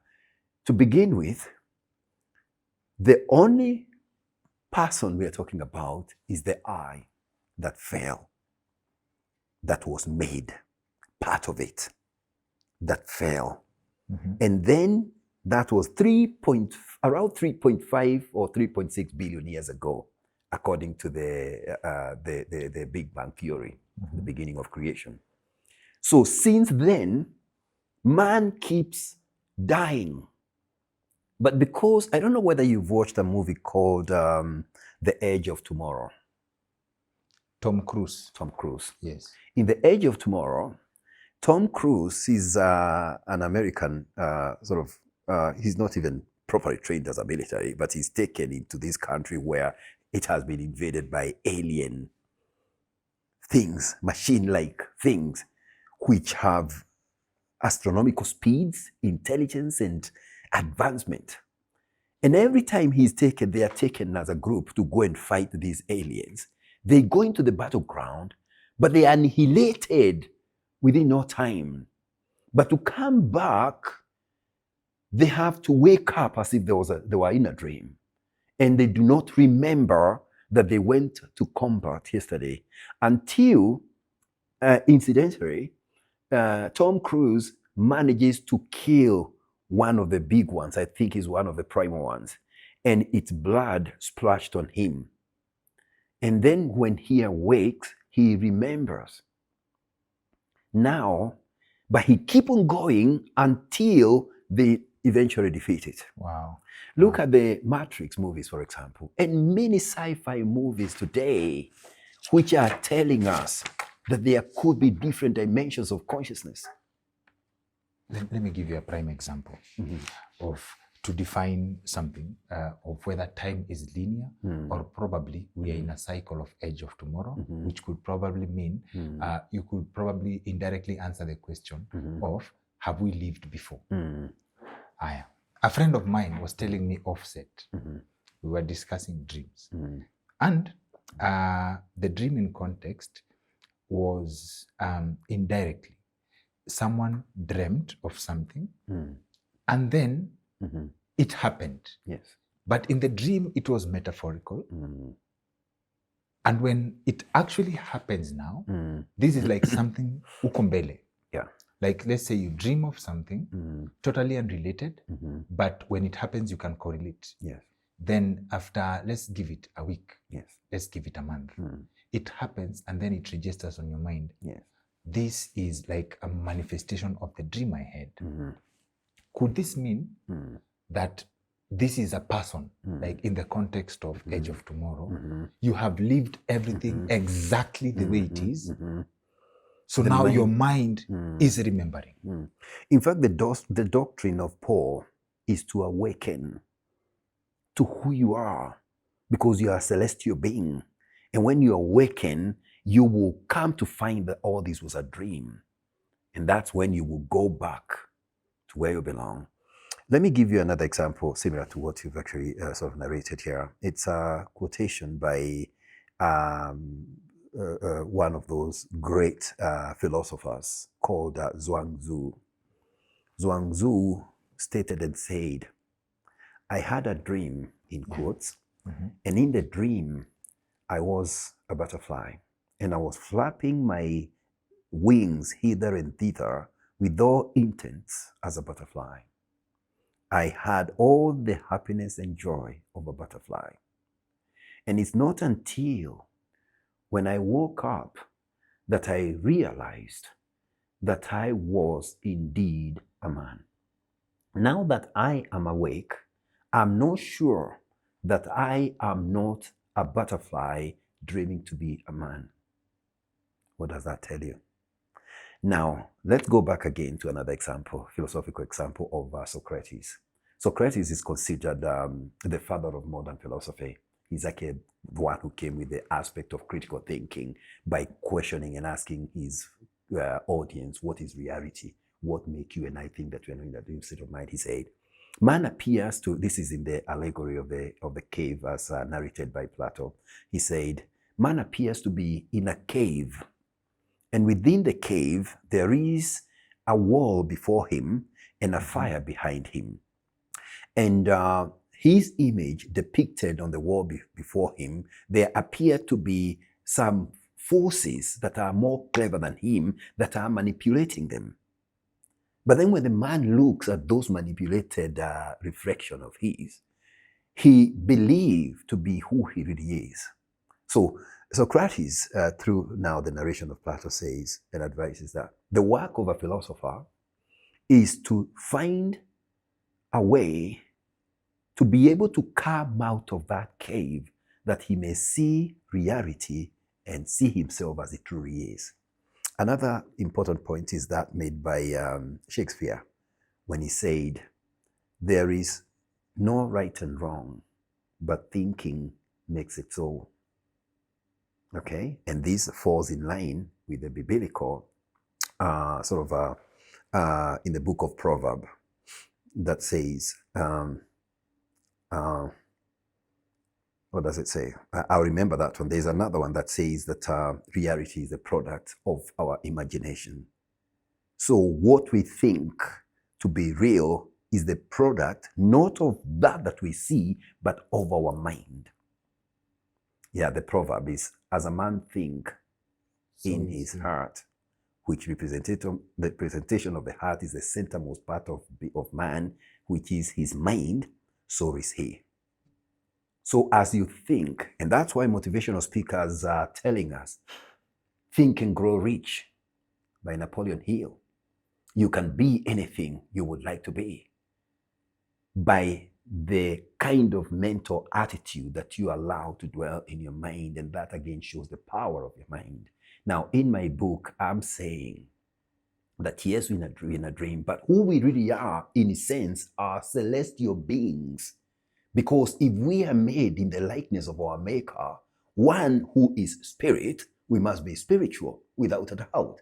If we are made in the likeness of our Maker, we must constitute every quality, every characteristics, and every attribute of our Maker. Okay. Yes. Okay. Now, we declare this a first of many sessions. Yes. The book we keep mentioning is The Absolute Being, Man's Divine Essence and the Power of I by Dr. Joseph Mwai. You can grab yourself a copy at the Nuria store. We have a link in the description of this video on how you can click and have a copy of this delivered directly to you in whichever corner of the country you are in. Nuria delivers all over the world. So the link to the Nuria store iko hapa kwa description ya hii video. So now, I think when you say the material reality is an illusion, we probably are in a dream state of mind. It's a dream state of mind with a backup, because we can still go and sleep in this reality and now dream again. Yes, and exactly that. But let me, before we get to that, or I delve deeper into that, let me give the analysis now of the speed of light. Okay? Now, the understanding, because one of the most difficult thing for man today, even the very educated ones, the scientists and all that, is the comprehension of infinity. And if there's a term that has been abused, it has been raped, it has been misused, it has been messed up in every way, is the term that defines infinity. I will tell you why. Mm-hmm. If we assume that this room represents infinity, and then we get a very intelligent physicist, or rather scientist, and he came with one of the most powerful microscopes. By the way, we have microscopes today that are able to magnify something up to 20 million times. So he comes with a microscope and he analyzes all the particles that are in this infinite room, metaphorically, and then he comes to the conclusion that he has gone through every one of them, and they are actually there's no space. They are infinitely, so the particles that are here infinitely touching each other, fills everything in every way. Okay? Then he says that particle, for example, is the particle of oxygen. So we can then from there say with confidence, from those fighting from such a wise, insightful person, that this room is infinitely filled with oxygen. But what happens if a different scientist with even greater intelligence than this one and more powerful microscope than this one comes, and in the process of analyzing every particle in this room in the manner of the first scientist, discovers that there is a single particle of carbon in this room, in this infinite room? Can we continue to say with confidence that the room is infinitely filled with oxygen? No, we cannot. Because there is one point, no matter how minute, that is filled by something different. So when we say that God is spiritual, his omnipresence, and then we say that spirit, because spirit implies abstract, it implies that cannot be seen by the eye. And that's why Paul says that flesh and blood cannot go to heaven. I don't know how that is, because we are told that Elijah was taken by a chariot and that sort of thing. But that is what it implies. So if we then believe that God is really omnipresent, how do we explain the oxymoronity, the contradiction of something different from that which is spirit being a form of a reality as well? You know, when Paul is talking about, again, in the book of Romans, when he's actually talking about the members of the body, the reason why he gets to that is that when he came from the wilderness, he's actually given the key to connecting and awakening and rejoining with his maker, with the infinite universal intelligence. And then he comes back and, I'm going to do it. But as he tried to do it, he realizes that the things that he want to do, which is the things that he was told of the Spirit, excuse me, he's not able to do. But the things that he doesn't want to do, which are the things of the body, those he finds himself doing. What does he say? He says, what a wretched man I am. Who will save me from this body of death? And then he goes ahead and he realizes, there are two laws in place. One is the law of the Spirit, which law of the spirit is the law of God, which law of God is the law of mind. And another one he discovers is a law that serves the members of the body and that wages war against the spirit. Is it not the Bible that says that? And did not Jesus talk about a house divided against itself? Wherefore he said it cannot stand. Yeah. So if we are saying that the same God who made man in his likeness, then made, in the first place, he took him away from that infinite realm, that is more than magical. Okay? Because that which is infinite, to be able to come out of its infinity. I don't know whether you're getting my point clearly from a deep thinking perspective. Yeah. That which is infinite comes up, because the infinity, we are not talking about the space and us here. We are talking that this space is God. That infinite space is God. And then he comes out and people say, but he can turn himself. He can change himself because he's God. But even God is limited by certain principles. The same principles that prevent an infinitely kind, an infinitely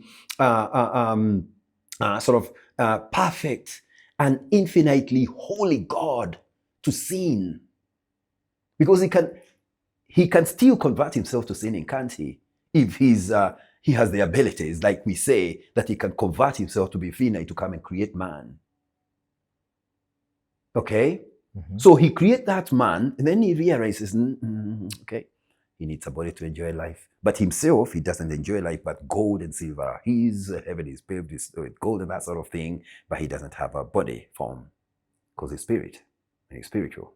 But man, he then created outside of that infinity. I can't even start to think about that, such a possibility. But out of that infinity, he manages somehow to come out of that. Remember, infinity is actually holistic, is a route, is a monopole. It's actually the same. The universe expands in every direction. The infinite realm of such a being is similar to that, to infinity. So you cannot say that you go to any dimension of consciousness, the only dimension of consciousness, because the dimension of consciousness of God is infinite, represented from one point by his infinitesimality, which is his smallness without coming to a stop, and his infinitude becoming larger without an end. Okay. So with that knowledge, as we near the close of our first session, with that knowledge, when you know that, what becomes the purpose of life? You just experience consciousness as it comes. We've answered a lot of questions. First of all, there's one particular one I'm curious about. Things like deja vu, I think gets answered in the context of your idea of we have lived before. And we will stick to the Tom Cruise. Can I interrupt a bit, please? Allow me. Please. There's the point of light, and it would fit in there in this. Okay. In order for us to understand the implication of my theory on the infiniteness, obliterating what is finite, we are very well led by the theory of Albert Einstein. Albert Einstein, it is said that he had read a comic book when he was 11 years old, and the character in the comic book was racing after the speed of light. So Albert Einstein, at the age of 16, sat by his fireside and now put himself in the stead of this character, and he started racing at the speed of light. And he realized that no matter how fast he ran after the speed of light, the light would be receding as if he is stationary. Okay? And he realized that even if he now took one of those Elon Musk shuttles for space shuttles and all that, hypothetically, and actually drive at 99.99% the speed of light, the light will still be receding as if this vehicle is stationary. And he came to the conclusion that he would require a vehicle that is able to use or with infinite energy in order to reach the speed of light, which time the vehicle will have converted into energy itself. And then he did not stop there. He now went and hypothetically rode on the photons, the wavy particles that forms the light. And he then went, the particle is always moving. So he managed somehow, hypothetically, miraculously, to actually jump onto the back of one, just like you would. Or we see suckers, these riders jumping into a running horse. Mm-hmm. So he does that. And when he's now on the photon itself, he notices that everything, including time itself, is frozen in the wake of a receding light. Even time itself stands still in the wake of a receding light. Now, this comparison is the closest one that you can make someone understand the illusion of a finite realm that is everything the opposite of an infinite spiritual realm. What are your thoughts on telepathy and time travel? Those are very valid points, and I think those are areas that there is also psychedelic, illusion where people take herbs or drugs and they find themselves in different, dimensions of consciousness. Now, these, in my theory, to sort of answer your question more clearly, in my theory, there is no such a thing as spatial locality. Everything is in a dimension of consciousness. If we understand that reality is the product of imagination, as a man thinking is in his heart, so is he, etc., etc., everything is a dimension of consciousness. Now, the lowest dimension of consciousness in this infinite realm is the infinitesimal point of consciousness of God, of this absolute being, at every infinitesimal point. Okay?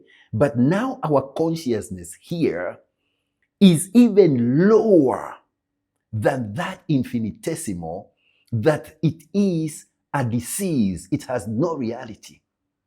Otherwise, Paul would not be asking us to awake, O sleeper, and arise from the dead, that the light of Christ might shine upon you. He would also not be able to tell us that your spirit, not in the past, before you were born, or futuristically, where you will go, but he says your spirit in the present, constant present sense. He says your spirit is hidden with Christ in God. Your spirit. You mentioned psychedelics, mm-hmm. which is very interesting because let's use it as an example to bring it closer home. Let's use the example of drugs. Someone smokes weed and then they feel they now exist in a different reality. Like by smoking, right? It does something to them. I don't know, for the purposes of this conversation, whether to use the mind or the brain. The brain. And could you hold it from there? Because I might lose the point that I have on that. Now, remember that anything we take externally does not go directly to our mind. It goes to the brain, and the brain impresses upon the mind. The mind is actually sits. It's similar to Alan Guth, the proponent of the inflationary theory, where he says, in relation to the fate of the universe, that the universe appears to be, he gave an example of a pencil that is very sharply sharpened, and he put it on, he manages to actually get it to start on a table. And he says, the fate of the universe has two ways. It can either collapse back on itself, bringing a crunch, okay? Bringing an end to the universe, or it can fall to the other angle where it expands without limits. Similarly, his man's mind is the pencil here. He can hit ideas of external senses and now create this material sense of reality.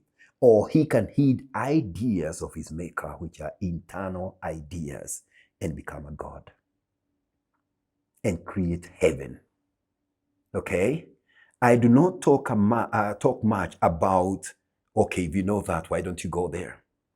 Now, Paul said that he no longer cared whether he was in the body or with God, but he'd rather be with God and out of the body. And even I, as a metaphysical solipsist, with the understanding I have, it no longer matters whether I am in the body or out of the body, but I would rather be out of the body and with the infinite universal intelligence, my maker, if that was the case. However, for me, every day of my living is to try through meditation to awaken into more insights relating to my being. This book that I have written, I read it every day. And I told myself when I started writing it that I was writing the finding about myself, a book that I can present to my maker to see whether he'll be proud of me if this is real.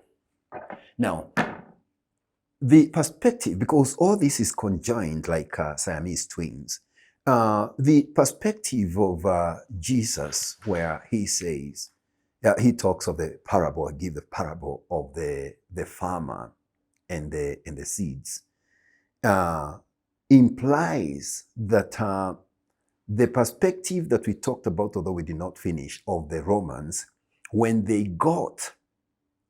embraced the region in order to protect their empire, they changed, I believe, parts of the words that are in the Bible. And there's a very good example. For example, where the part of the Old Testament says that a slave must obey its master. And you also give permission for a master to beat its slave as long as he doesn't die within 2 days. Are you aware of that? So that kind of a God. Now, the slavery was on those days, and that's how they survived. Now, the perspective of a God who kills, a wrathful God, a jealousy God, a God of anger, all those are creation in order for them to instill fear, in order their people to embrace their God and abandon the God that had been introduced by Christ. So the perspective of the farmer and the seed is his way of saying it. And what he's showing, according to my metaphysical understanding of that part of the Bible or the parable, is that the farmer is the absolute being that people call God. The farm is the word of the Bible, the word of God. And the workers are the prophets, the saviors, the seers, and all people that have tried to sort of lead people to their salvation. And the seed represents the word of God. And then the bastard seed or the bad seed that appeared the following morning represent the wrong word, which is the coming of the Antichrist that was instilled or put in the Bible. To be honest with you, ask critical thinker, ask people, many people, to be honest with you, why they embraced Christianity. And they will tell you that they don't want to go to hell. And in fact, in many preaching, you go to town, they are preaching everywhere, even in buses, in parks, everywhere you go, preaching, churches everywhere, keshas everywhere. They are talking repent your sins or you will go to hell. Isn't that instillation of fear by a God who is infinitely loving and kind? So the parable shows that some of the bastard wheat was mixed with the real wheat. But because they are so much alike, the bastard wheat is actually similar to normal wheat when they are growing, almost bluish in color. Beautiful, lovely. We see them everywhere. The only difference is that during when they are now producing seeds, the wheat itself, the bastard wheat does not produce anything. And that's why when these guys say, the workers, they say, well, let us go and uproot the bastard wheat. The owner, the farmer, was very wise. He said, no, rest you go and uproot the good wheat in the process of uprooting the bad wheat. Let them grow together. When we go, we will harvest the good wheat, and then everything else will be put into the fire. And this falls in line with the book of Revelation, where again, in the book of Revelation, John is actually talking about the coming of the Antichrist. And my belief, for example, if we are to talk truth as it is, I don't know whether you've ever Googled how many number of times the Bible has been changed. No. And Google will tell you over 8 times or around 8 times. Recently, as early as year 2000, around 40-something, give and take 43 verses were exhumed from the app that we normally download and put in our phones to read on Sundays. It doesn't have the aspect, with due respect, I respect everybody, everybody's right, but it doesn't have the aspect of homosexuality in that app. And I remember our pastor then. What do you mean it doesn't have the element of homosexuality in there? Homosexuality, anything mentioning homosexuality is not there, has been removed. In the Bible? In the Bible. That is the on app, the app? Yes. So in the context of it does not condemn. So in the context that what you read, that in the future, people are coming to a time when people will not be reading books because of saving the environment, innit? Digital is actually rephrasing everything. Yeah. Right now, as we speak, there are rumors that theologians are in deep discussions to rewrite the Bible in order to conform with scientific findings. Because how do you explain a child who has gone to school? You take a child to school, he grow up, he does science, he does whatever, geography, and then he's told by his teacher that the earth is 100 million or a million years old, for argument's sake. And then you come and you take your Bible, I want you to be a good Christian. God does not lie, this is the word of God. The word of God says that according to the Bible, the earth is around 6,000 years. So those discrepancies actually. So basically, this is now according to my interpretation of that part of Revelation where John is being shown. We wait for the Antichrist to come in person. But let us assume, hypothetically, that he's already come and that he's here with us. Where would he hide most? Where would he be performing miracles? Today you see people being healed and whatever. Do you believe in God? Do you believe in Jesus? Or do you just believe in infinite intelligence? But what is God, Dr. Kimari? What is or God? Who is God? No, what is God? Because God, the term God is just a terminology that defines a being of an imaginable power, of an imaginable intelligence, and unimaginable abilities. So God, or the term God, does not define God. It only defines a being that now has qualities. And if you are asked anybody, even a Christian or any religious person, to define who is God or his qualities, they will say God is loving, God is kind, is eternal, all the good qualities. Okay? So that is actually now the description of a being. They will say he's everywhere present. So if I'm saying that I believe in an absolute being, a being that is the only being, that there cannot be any other being in its likeness, that is infinitely intelligent, am I not talking of omniscience? And that is all-powerful, am I not talking of omnipotence? And that is everywhere presence, to a point that he nullifies this material sense of reality in the manner that we saw when we got this room representing infinity and finding a particle of carbon in the midst of what was sort of previously regarded as infinite oxygen. Okay. So my belief is that there is an intelligence out there. And that intelligence does not know anything finite. And if the world was to go, and I'm not bringing new religion, don't get me wrong, but if the world was to go by that kind of God, they will realize that the aspect of racism disappears, the aspect of color, the aspect of discrimination based on religion, or based on sexual orientation, or where I've come from, and that sort of thing, disappears. When man understands, as my book states here, that the person who is committing a crime is the I in my previous life, I will not judge that person. I will forgive.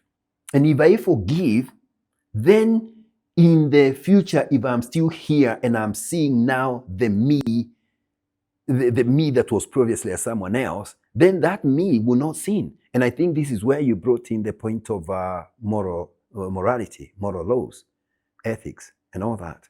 We bring all those things in order for us to make the world a better place. Okay.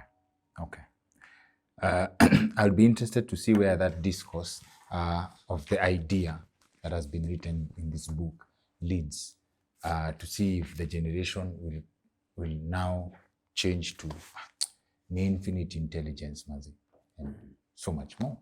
So now, that said, I think I'll leave it to our audience. They've listened. Thank you for sticking with us up to this point. I'll ask that if you can grab a copy of this book, good vibes, Nuria Store. We have a link in the description. But on top of that, please, in your comment, tell us one thing you'd like to find out from Dr. Joseph Mwai. We are happy to set up another conversation to go in deeper. We are starting the research from when this episode, like we are starting from now. Like we may have touched on kidogo on these topics. There are others we will have to come back to. I'll send you a proposal of other areas that we may need to expand on kabisa. And then we set up for another conversation, because I believe we can discuss the evidence of miracles. Yes. I believe it will be interesting to get a perspective from people who strongly believe in religion. Episodes like this really battle, are really a fertile ground for cognitive dissonance. So I'll be interested to see what comes out from that. So if you, with your permission, I believe we can end our first session here. Absolutely. And then we ask for our audience, the guidance of our audience, yes, for our next conversation. Correct. Till we get to the bottom of the matter. Absolutely. Asante. You're welcome. Thank you for making time for us. Thank you too for your time. Okay, sir. Thank you.